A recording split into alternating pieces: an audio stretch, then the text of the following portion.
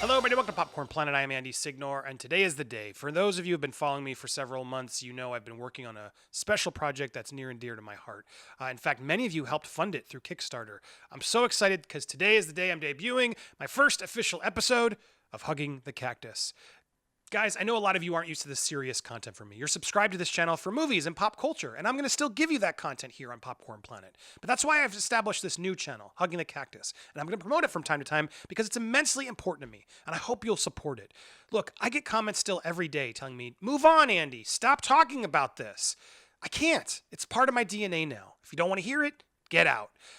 Beyond just me, there are so many other people I've met and learned about through this process that are just dying to be heard again, to stop being ignored.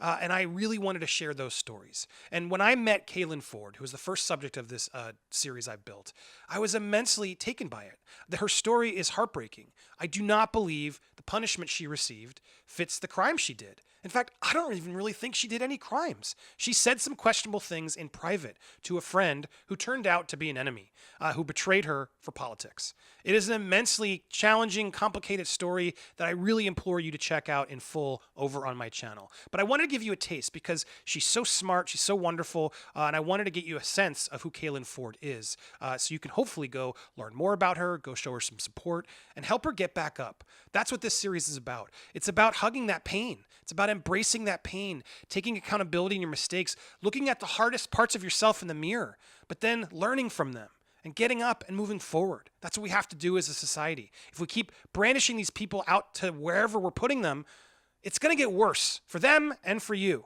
We got to learn how to talk, embrace these people, and find a way to talk again. And I so am excited to share these talks with you. Hugging the Cactus, please go subscribe. In the meanwhile, here's a clip from our first episode, which I'm very proud of. I do want to say this is an exclusive original scene that you're not going to see in the final cut of the first episode. We talked for 2 hours, which I had to cut in half. There were so many amazing things, and I realized this part in particular, which was an extended version of the final moment she shares, which was the most important that I want to share with you, that I want to deliver here in its entirety for you. So without further ado, here's the exclusive deleted clip of Hugging the Cactus with Caylan Ford.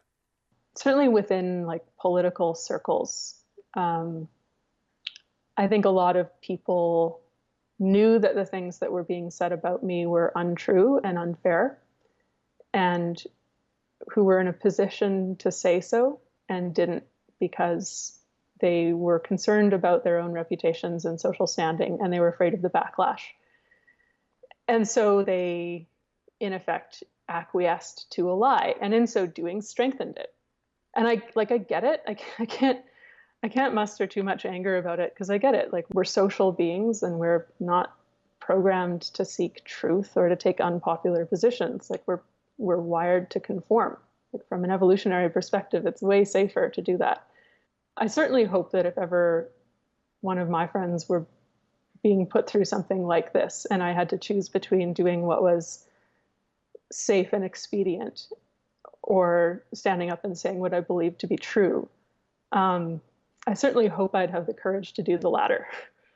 But you don't really know. You don't know until you're put to the test and you're put into that position. But yeah, I know now that that's the kind of person I want to be. And maybe you have to experience something like this to recognize that. So yeah, I guess in that sense, it's a valuable thing. Yeah, I mean, I was going to ask that same thing because it's so true to me as well. The support group you sort of talk about that you sort of stumble upon in a life after you're canceled. Speaking for my own self, yes, you as you learn your friends are people come out of the woodwork that you don't expect. People who you maybe put off and didn't give the energy you wish you had. Suddenly you see giving the energy to you. And I remember the biggest takeaway for me was sort of, I don't know, a month or so in. The amount of strain I realized, self-realization of realizing how much I was putting on them, relying on them just to get back up, really was a moment for me of self-reflection of man, look what they're doing. And it shifted me in a way of I don't know if I would have done that earlier. It sort of took me falling, as you say, I don't, we don't know into a situation, but I'm with you now. If I see someone's house burning, I don't care what they did. If that person's close to me and they murdered somebody, I'm going to check in on their family. I'm going to make sure they're at least, on the right path to recovery in a way that I think we need to as human beings.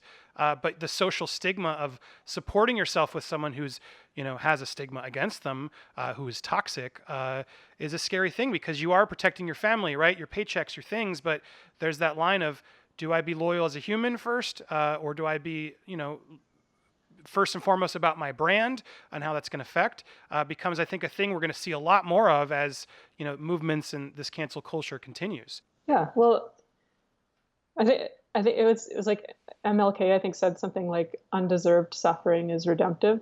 And I think any suffering can be redemptive, deserved or not. Like it depends what you choose to do with it. And if you can use the experience to make yourself better, more empathetic, become more sort of fully human through that experience, if it forces you to sort of think about permanent things and what really matters in life, and if you can then use that experience to help other people, then yeah, then I think that you've found a way to redeem that suffering, which is yeah, I mean that's a tremendously valuable thing. It's funny, I would never wish this experience on anyone, and I'm not thrilled that I went through it, that I'm still going through it, but I think I always thought that I would be canceled. Like I thought it would be under different circumstances. I thought if you're going to die on a hill, it should at least be a hill of your own choosing. But but I always knew something like this would probably happen to me. That's fascinating. Why do you say that, and why do you think it would have happened? Well, for various reasons. One, we live. This is the culture that we live in. We live in really kind of censorious times where if you are even perceived to have transgressed against a very kind of dogmatic orthodoxy, then this is liable to happen to you. Why wouldn't it happen? Like most of the people that I admire in history have been through some version of this. They're cast out into the wilderness or sent to gulags or sentenced to die or whatever, at least branded heretics. And I thought, why shouldn't it happen to me? I have flattered myself to think that. So, I'd prepared for myself this sort of a document of a collection of dialogues and poems and quotes and aphorisms of, trying to remind myself of here's the kind of person you should be if this happens to you. And mostly it was reminders that, you shouldn't fear the loss of worldly interests too much, right? Like you shouldn't fear poverty and the loss of status and position. And that's all obvious enough. And then, yeah, so then going through it, you get to actually see if you can be that person and if you can live up to that. And then there's challenges that you don't anticipate, because how could you? And those are interesting.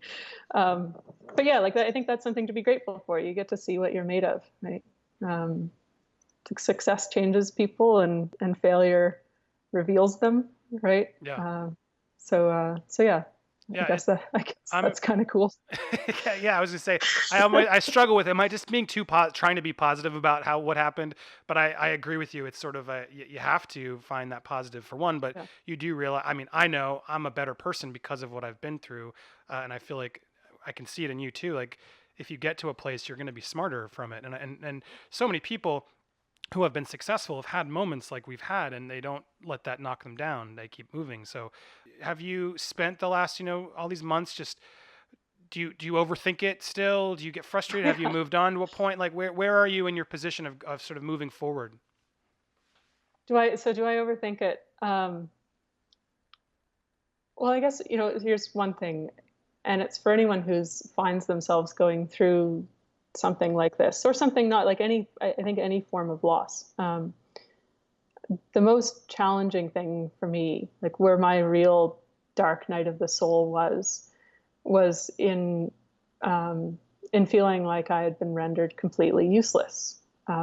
Because, one, I actually, I generally sort of adhere to the dictum that people who want political power should probably be kept very far from it.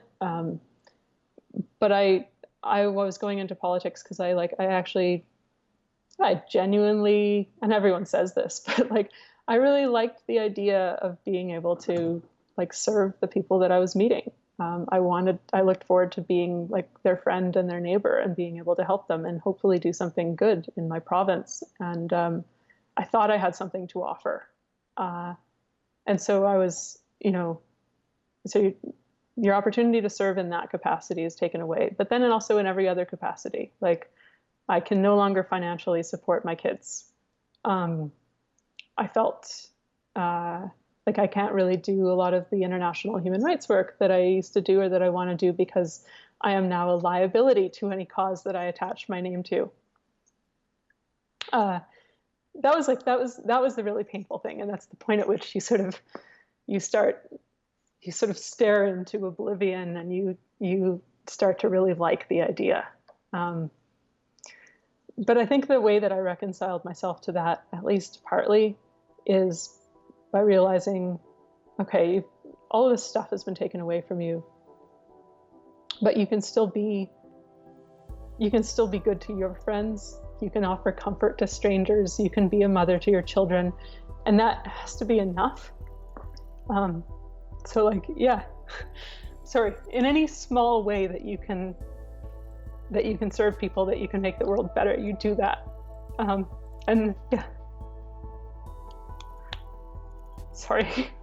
And that is just a piece of my interview with Caylan Ford. I want to thank her so much for sharing her story, and I urge you to go listen to it in full over on Hugging the Cactus. Be sure to subscribe and hit the notification bell to ensure that you get all alerts in your YouTube feed. And you can do that by clicking right here on the cactus on screen to subscribe. And then after that, click on the video, to watch the full interview with Caylan Ford. Thank you again, Caylan. Please go support her at caylanford.com and stay tuned for more stories of Hugging the Cactus.